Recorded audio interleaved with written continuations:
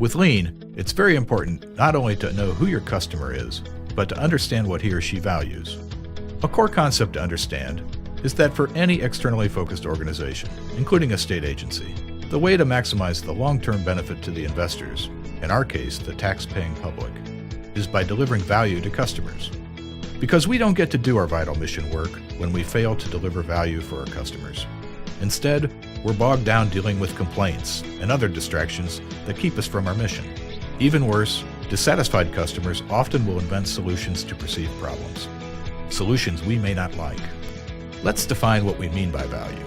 Lean narrowly defines value-added activities as those which transform materials or information into products or services that the customer wants and which are done right the first time. Let's say you produce a report for your supervisor. In this particular case, you chose to write about a topic that interests you, and you spent the better part of a week researching the data, documenting the sources, carefully ensuring the facts were correct. Because you're good at what you do, you thoroughly proofread the document before submitting it to her. Indeed, you think this might be the finest report produced in a long and stellar career. But hold on, your supervisor didn't ask for the report. And so she tells you thanks but no thanks, and to stop wasting your time. In this example, you definitely transformed information into a product, the report, which may have been well done, but had no value to your customer. In fact, you probably created additional waste for her by adding something to her inbox that she didn't want.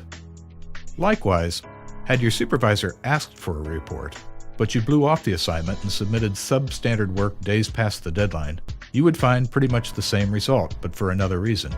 You transformed material into a product your customer wanted, but it was not done right the first time, and so again, it was wasted effort.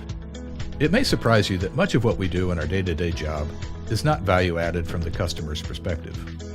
Studies have shown that upward of 95% of worker time is spent on non-value-added activity.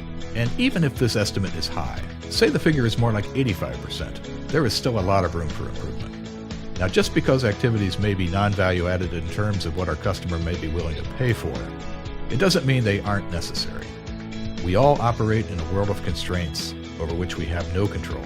Think how much more productive we might be if only the internet worked faster, or the phone stopped ringing, or you didn't receive so much spam email. In government, as in any industry, there are requirements imposed that we simply must do whether our customer finds value in them or not.